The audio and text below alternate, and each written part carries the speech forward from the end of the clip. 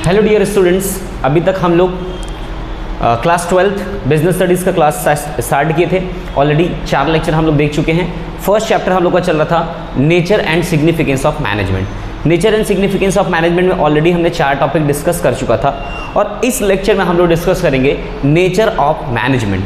मतलब मैनेजमेंट जो होता है उसका नेचर क्या होता है। अब नेचर का मतलब क्या होता है, बेसिकली अगर मैं बात करूं नेचर या कैरेक्टरिस्टिक्स की बात करते हैं हम लोग, है ना।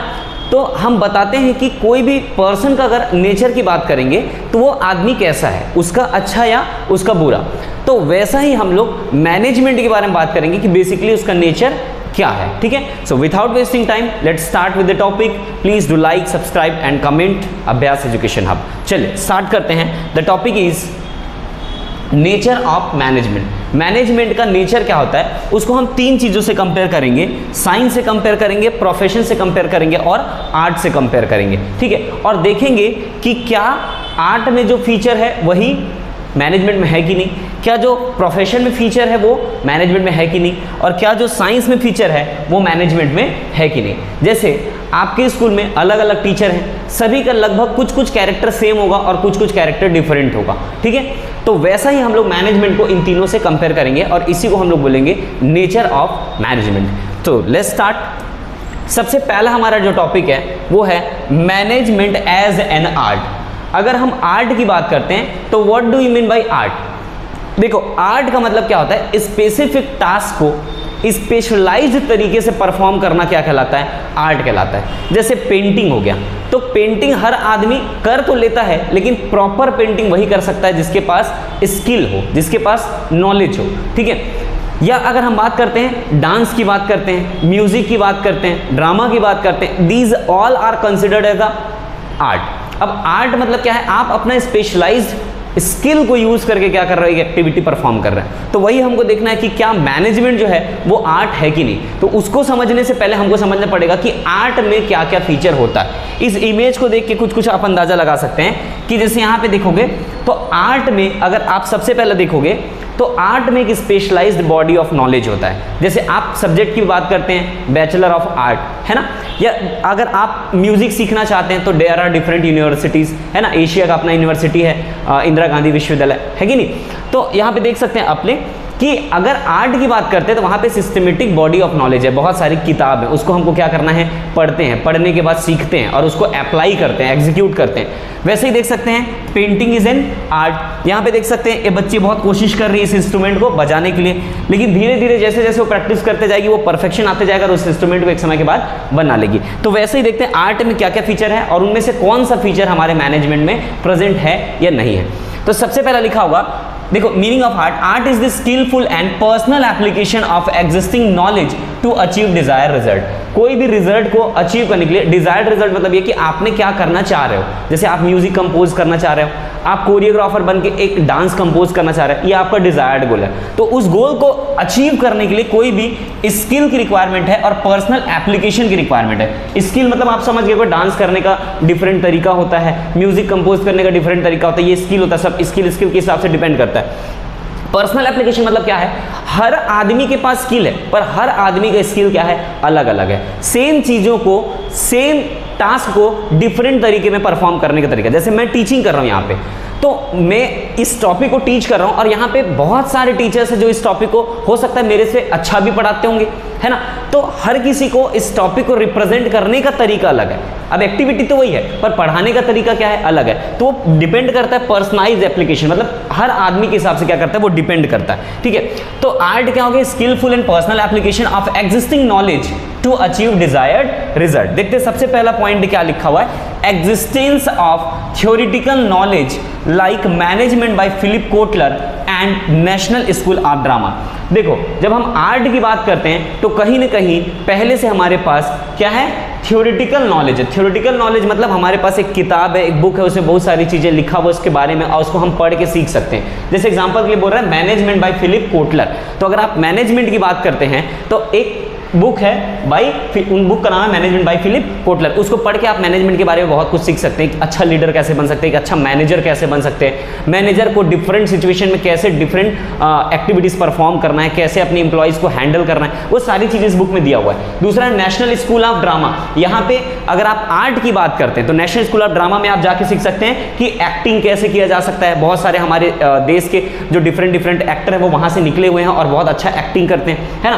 तो देखो दोनों में अगर देखा जाए तो कॉमन क्या मिल गया, हमारे पास मैनेजमेंट का भी थ्योरेटिकल नॉलेज है और आर्ट का भी थ्योरेटिकल नॉलेज है। तो हम कह सकते हैं कि मैनेजमेंट जो है वो इस मामले में आर्ट के बराबर चल रहा है, मतलब दोनों में थ्योरेटिकल नॉलेज परफेक्ट है, ठीक है। सेकंड पॉइंट देखो, पर्सनलाइज्ड एप्लीकेशन, मतलब ये है varies from individual to individual. Personalized application मतलब ये है कि सेम चीजों को हर आदमी डिफरेंट तरीके से परफॉर्म करता है। अभी मैंने एग्जांपल बताया टीचिंग का, तो हर एक टीचर सेम टॉपिक को डिफरेंट तरीके से आपको समझाता है। हर किसी का एग्जांपल अलग हो सकता है, हर किसी का टेक्निक अलग हो सकता है। कोई टीचर हो सकता है जो फुल्ली आपको इंग्लिश में समझाने की कोशिश करता है, कोई टीचर जैसे मैं ज़्यादातर कोशिश करता हूँ कि हिंदी में आपको समझाने की कोशिश करूँ, क्योंकि एक बात तो आप जान लो कि जो चीज़ें आपको मातृभाषा में आसानी से समझ में आ जाएगा वो इंग्लिश में नहीं आने वाला है। और ये इंग्लिश के चक्कर में आप लोग बहुत पीछे जा चुके हैं, आपका IQ लेवल जो डाउन है वो इंग्लिश के चक्कर में है। तो थोड़ा सा अपनी मातृभाषा की तरफ आओ। हालांकि आपको लिखना तो इंग्लिश में, पर चीज़ों को समझने के लिए हमको क्या यूज़ करना चाहिए, मदर टंग यूज़ करना चाहिए, ठीक है। तो varies from individual to individual, हर एक आदमी अलग अलग तरीके से परफॉर्म करता है, ठीक है। नेक्स्ट देखते हैं, based on practice and creativity. कोई भी स्किल हो, कोई भी आर्ट हो और मैनेजमेंट हो, ये हमेशा बेस्ड होगा किसके ऊपर, प्रैक्टिस एंड क्रिएटिविटी के बेस। जैसे मैं आपको आके टीचिंग कर रहा हूं तो क्या आपको लगता है मैं इमीडिएटली यहाँ पे आके टीचिंग करता हूं? नहीं, इसके पीछे बहुत मेहनत करना पड़ता है, हमको प्रैक्टिस करना पड़ता है। हम नोट्स बनाते हैं, सीक्वेंस में बनाते हैं, एग्जांपल्स उठाने की कोशिश करते हैं और ईजिएस्ट वे में आपको डिलीवर करने की कोशिश करते हैं। तो कोई भी एक्टिविटी परफॉर्म करने से पहले हमको बहुत सारी चीज़ों को देखना पड़ता है, ठीक है। जैसे पॉज। नेक्स्ट टॉपिक है आपका गोल ओरिएंटेड, ठीक है। तो गोल ओरिएंटेड मतलब ये होता है कि कोई भी एक्टिविटी को परफॉर्म करने के लिए हमको सबसे पहले तो डिसाइड करना पड़ता है हमारा ऑब्जेक्टिव क्या है। जब तक हमारे पास ऑब्जेक्टिव नहीं होगा तब तक हम कोई एक्टिविटी को कैसे परफॉर्म करेंगे। जैसे मेरा ऑब्जेक्टिव है आपको ये सब्जेक्ट को टीच करना, तो उसके हिसाब से मैं आपको टीचिंग कर रहा हूँ। भाई अगर किसी एक म्यूजिशियन का ऑब्जेक्टिव है कि मुझे म्यूजिक कंपोज करना है, तो वो क्या करेगा, पहले तो डिसाइड करेगा किस तरह का म्यूजिक कंपोज करना है और उसके हिसाब से क्या करेगा, वो म्यूजिक कंपोज करेगा।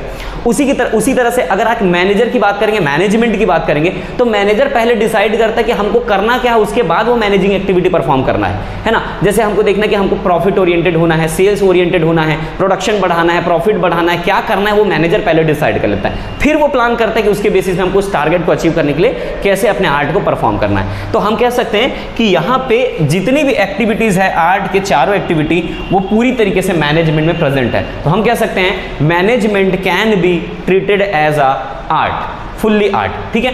नेक्स्ट देखते हैं, जस्ट अ सेकेंड। चलिए नेक्स्ट है आपका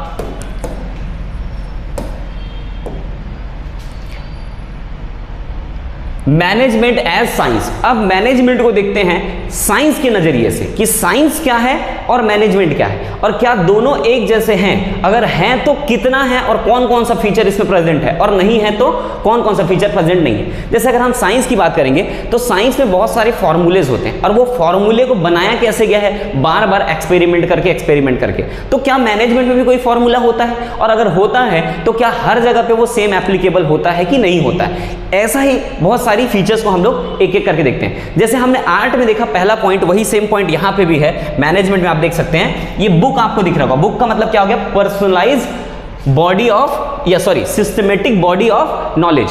तो अभी मैंने बताया जैसे आर्ट में सिस्टमेटिक बॉडी ऑफ नॉलेज होता है, वैसे साइंस में भी होता है और वैसे मैनेजमेंट में भी होता है। जैसे मैनेजमेंट में अभी मैंने आप यहां पे पढ़ सकते हैं कि principle are based on a cause and effect relationship, है ना। यहां पे बोल रहा है सिस्टमेटिक बॉडी ऑफ नॉलेज, तो principle are based on cause and effect relationship. अभी कॉज एंड इफेक्ट रिलेशनशिप क्या, देखो साइंस में अगर हम बुक उठा के पढ़ते हैं तो वहां पे बताया जाता है कि कोई भी चीजें जो होता है वो कॉज और इफेक्ट के हिसाब से होता है ना। वैसे मैनेजमेंट में भी होता है कॉज एंड इफेक्ट। क्या होता है, जैसे यहाँ पे एक एग्जांपल देख सकते हैं, कॉज क्या है, व्हाई डिड इट हैपन, और उसका एग्जांपल है उसका रिजल्ट क्या है, व्हाट हैपेंड। तो क्या हुआ, यहाँ पे बारिश हो रहा है तो उसका आउटकम आया, देखो ये बच्ची क्या कर ली, एम्ब्रेला निकाल के खड़ी हो गई। तो ये कॉज क्या था, रेन, और इफेक्ट क्या था, अम्ब्रेला ओपन करना, ठीक है। तो वैसे यहां पे भी होता है, हम क्या करते हैं, cause and effect relationship based पे चलते हैं। मैनेजमेंट में भी वैसा होता है कि भाई अगर एक कॉज देखो, जैसे मान लो मैंने एक एग्जांपल के लिए एक एम्प्लॉय का मोराले को क्या कर दिया, बूस्ट कर दिया, उसको बहुत अच्छे से समझा दिया कि भाई आप बहुत अच्छा काम करते हो, आपका काम करने का तरीका अच्छा है, आपका काम हमें पसंद है, और ये सुनते ही वो थोड़ा सा तारीफ सुनेगा, क्या हो जाएगा, वो मोटिवेट हो जाएगा। अब ये हो गया कॉज। अब उसका इफेक्ट क्या आएगा, उसका एफिशिएंसी क्या हो जाएगा, बढ़ जाएगा, काम करने का तरीका बढ़ जाएगा। जैसे अभी हम लेक्चर डिलीवर कर रहे हैं, अब क्या होता है, हम लेक्चर डिलीवर कर, हमको बहुत ज्यादा व्यूज अभी नहीं मिल रहा है, हो सकता है आने वाले समय में मिलेगा, लेकिन जैसे जैसे हमको आपसे मोटिवेशन मिलते जाएगा, हमको लाइक्स मिलते जाएंगे, कमेंट्स मिलते जाएंगे, तो हम और क्या करेंगे, ये कॉज हो गया। अब इफेक्ट क्या आएगा, हमारा परफॉर्मेंस क्या होगा, इनहेंसमेंट होगा, हमारा मोराले क्या होगा, बूस्ट होगा, ठीक है।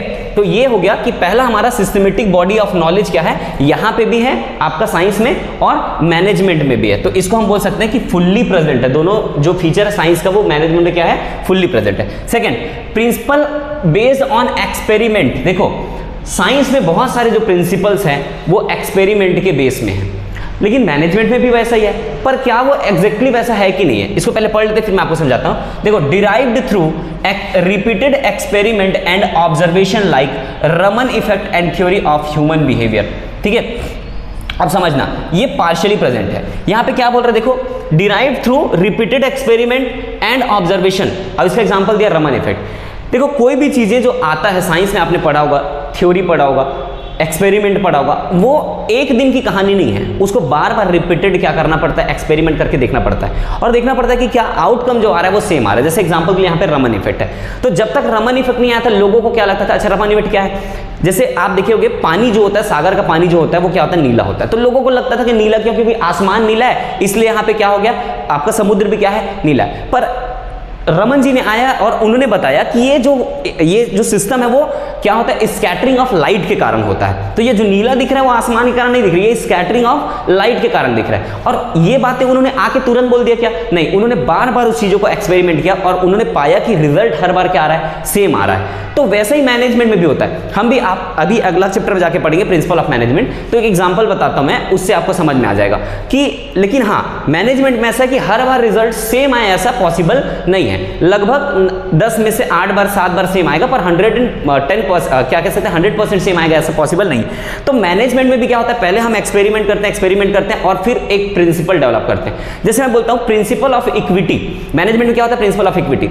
तो मैं एग्जांपल के बोलता हूं कि जितने भी इंप्लॉय हमारे ऑर्गेनाइजेशन में काम कर रहे हैं, सबको सेम काम के लिए सेम वेतन देना चाहिए, सेम सैलरी देना चाहिए। अब देखो काम सेम ले रहे हो, टाइम सेम है, उनका जो वर्क प्लेस है वो सब कुछ सेम है, बट सैलरी में अगर डिफरेंशिएशन रहेगा, है ना, एक एम्प्लॉय को आप 10,000 मंथली सैलरी देते हो और एक एम्प्लॉय को 12,000 मंथली सैलरी देते हो, और काम दोनों से सेम काम और बराबर लेते हो, तो यहां पे क्या समझ में आएगा आपको, देखना, वो एक एम्प्लॉय जिसको सैलरी कम मिल रहा है उसका मोराले क्या हो जाएगा, डाउन हो जाएगा, वो इंफीरियर महसूस करने लगेगा, वो बोलेगा भाई कि सेम काम के लिए मेरे कम सैलरी मिले तो मैं ज्यादा काम क्यों करूं, ये आदत लग जाएगा। तो हम कह सकते हैं प्रिंसिपल ऑफ इक्विटी में हमको बार बार ये काम करना पड़ता है। एक्सपेरिमेंट करके हमने देखा कि अगर ये चीजें बार बार नहीं किया गया, अगर हम सैलरी में डिफरेंशिएशन रखेंगे तो हमारा आउटपुट में क्या हो जाएगा, डिफरेंशिएशन आ जाएगा। तो लगभग ये ऑर्गेनाइजेशन फॉलो करता है कि सेम काम के लिए हमको क्या करना चाहिए, सेम वेतन देना चाहिए। पर अगर देखा जाए तो ये जो फीचर है ना, ये पार्शियली अवेलेबल है। अगर मैनेजमेंट में देखेंगे और साइंस में देखेंगे तो सेम टू सेम रिजल्ट आया, ऐसा पॉसिबल है। साइंस में एग्जैक्टली जैसा है वैसा ही रिजल्ट आता है, एक बार एक्सपेरिमेंट हो गया तो। लेकिन मैनेजमेंट में जगह टू जगह, आदमी टू मैन टू मैन, या फिर वर्कर टू वर्कर, या ऑर्गेनाइजेशन टू ऑर्गेनाइजेशन क्या होता है, थोड़ा बहुत डिफरेंशिएशन आ जाता है। इसलिए कह सकते हैं कि ये वाला फीचर जो है वो पार्शियली अवेलेबल, ये प्रेजेंट है। यूनिवर्सल वैलिडिटी, और ये प्रेजेंट नहीं है। देखो यूनिवर्सल वैलिडिटी मतलब ये है कि साइंस का जो थ्योरी है या साइंस में जो कुछ भी हम पढ़ते हैं या जानते हैं वो हर जगह पे एप्लीकेबल है।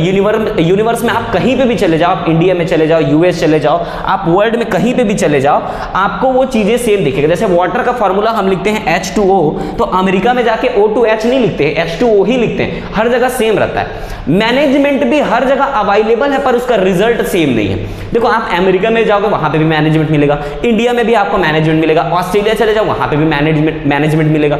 आप फाइनेंशियल ऑर्गेनाइजेशन की बात करो, नॉन फाइनेंशियल ऑर्गेनाइजेशन की बात करो, आप प्रॉफिट मेकिंग ऑर्गेनाइजेशन की बात करो, नॉन प्रॉफिट मेकिंग ऑर्गेनाइजेशन की बात करो, हर जगह पे मैनेजमेंट अवेलेबल है। But the outcome of management will be differ from person to person and place to place. तो ये कह सकते हैं कि यूनिवर्सल तो है मैनेजमेंट, पर उसका जो आउटकम आता है वो एग्जैक्टली सेम नहीं आता। हर जगह कल्चर के हिसाब से, उनके वर्क परफॉर्मेंस के हिसाब से अलग अलग रिजल्ट आता है। तो हम कह सकते हैं कि मैनेजमेंट जो है वो यहां पे जो यूनिवर्सल वैलिडिटी की बात करते हैं तो वो प्रेजेंट नहीं है मैनेजमेंट में, ठीक है।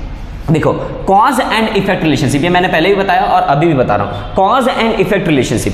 अब इसका क्या मतलब होता है कि हमने क्या किया और उसका आउटकम क्या आया। जैसे एक साइंस में एक थ्योरी है, यहां पे देख सकते हैं, आपने लिखा है when metal are heated they expand. कोई भी मेटल को आप गर्म करोगे तो क्या होता है, वो एक्सपेंड होता है। आप देखे भी होंगे, कभी भी आप ब्लैक स्मिथ के शॉप में गए होंगे, है ना, लोहार के दुकान में, तो क्या करते हैं, कोई भी चीजों को शेप देने के लिए पहले उसको गर्म किया जाता है, एकदम लाल किया जाता है, फिर हथौड़ा मार मार के क्या करते हैं, उसको शेप को चेंज करते हैं। और बिना गर्म करे अगर शेप चेंज करने की कोशिश करेंगे, या तो वो रॉड टूट जाएगा या तो शेप चेंज नहीं होगा। तो वही है, यहाँ पे एक थ्योरी है कि when metal are heated they expand. तो ये क्या हो गया आपका कॉज एंड इफेक्ट। कॉज क्या था, मेटल को हीट करना कॉज था, और उसका रिजल्ट या आउटकम या कॉज क्या आया, इफेक्ट क्या आया उसका, कि वो एक्सपेंड हुआ। तो वैसे मैनेजमेंट में भी होता है, cause and effect relationship applicable है। पर ये कह सकते हैं कि यहां जैसे एग्जांपल, यहां पे देखो मैनेजमेंट का क्या एग्जांपल लिखा हुआ है, the same is correct in management. Management में भी ऐसा ही होता है। जैसे मैं बोलूंगा आपको कि आपको मैं थोड़ा सा मोटिवेट करता हूं पढ़ने के लिए कि भाई आप बच्चे हो, बहुत अच्छा पढ़ते हो, आप टैलेंटेड हो, है ना, आपको मैं, आप नहीं भी हो तब भी मैं थोड़ा सा बूस्ट कर रहा हूं, और आप थोड़ा अच्छा काम करोगे तो आपका रिजल्ट अच्छा आ जाएगा। तो ऐसे में हर स्टूडेंट को बोलते जाऊंगा तो क्या होगा, थोड़ा थोड़ा कहीं ना कहीं एग्जैक्टली 100% तो नहीं होगा, पर थोड़ा ना थोड़ा मोराले क्या होगा, बूस्ट होगा। तो कह सकते हैं कि यहाँ पे कॉज एंड इफेक्ट रिलेशनशिप आपको देखने को मिलेगा। कहाँ पे मिलेगा, मैनेजमेंट में मिलेगा और साइंस में। तो चार देखो सिस्टमेटिक बॉडी ऑफ नॉलेज, ये तो फुल्ली है, दोनों में देखने को मिलेगा। फिर प्रिंसिपल बेस्ड ऑन एक्सपेरिमेंटेशन, तो ये पार्शियली है, कुछ हद तक मैनेजमेंट में भी मिलेगा, पर फुल्ली आपको नहीं मिलेगा, ठीक है। यूनिवर्सल वैलिडिटी मैनेजमेंट में आपको नहीं मिलेगा, क्योंकि हर जगह मैनेजमेंट तो करते हैं पर अलग अलग रिजल्ट आता है, ठीक है। और कॉज एंड इफेक्ट रिलेशनशिप आपको फुल्ली तो नहीं बोल सकते, पर कहीं ना कहीं आपको मिलेगा, ठीक है। तो ये हो गया आपका management as a science. Last देख लेते हैं हम लोग मैनेजमेंट एज प्रोफेशन, ठीक है। तो ये मैनेजमेंट एज प्रोफेशन।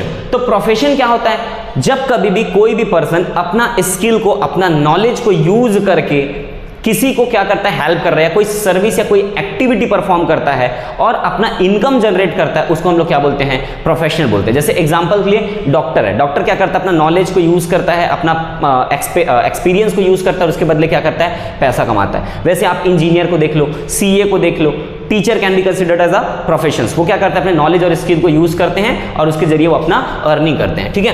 तो देखो यहाँ पे भी कुछ चीजें आपका मैनेजमेंट में अवेलेबल है एज अ प्रोफेशन। तो देखो यहाँ पे well defined body of knowledge, ये तो तीनों में है आपका, आर्ट में भी है, मैनेजमेंट में भी, साइंस में भी है, और यहाँ पे प्रोफेशन में भी। तो इस बात को बार बार नहीं समझाऊंगा। प्रोफेशन में भी नॉलेज क्या हो सकता है, सिस्टमेटिक बॉडी ऑफ नॉलेज होता है, सभी का बुक रखा हुआ है, उसको पढ़ के नॉलेज दिया जाता है, वैसे ही हमारे मैनेजमेंट में भी होता है, ठीक है। नेक्स्ट देखते हैं restricted entry through acquiring an educational degree, ठीक है। रिस्ट्रिक्टेड एंट्री मतलब ये है कि हर कोई प्रोफेशनल नहीं बन सकता, उसके लिए एक प्रॉपर डिग्री चाहिए, प्रॉपर आपको एग्जाम फाइट करना पड़ेगा। जैसे आप सीए बनते हैं तो सीए के लिए क्या करना पड़ता है, आईसीआई से आपको एग्जामिनेशन दिलाना पड़ता है और वो सर्टिफिकेट मिलेगा, तभी आप सीए बन पाएंगे। डॉक्टर बनने के लिए आपको क्या करना पड़ेगा, एग्जाम दिलाना पड़ेगा, आप एमबीबीएस की पढ़ाई करेंगे, फिर वहां पे इंटर्नशिप करने के बाद आपको डिग्री मिलेगा, तभी आप डॉक्टर बन सकते हैं।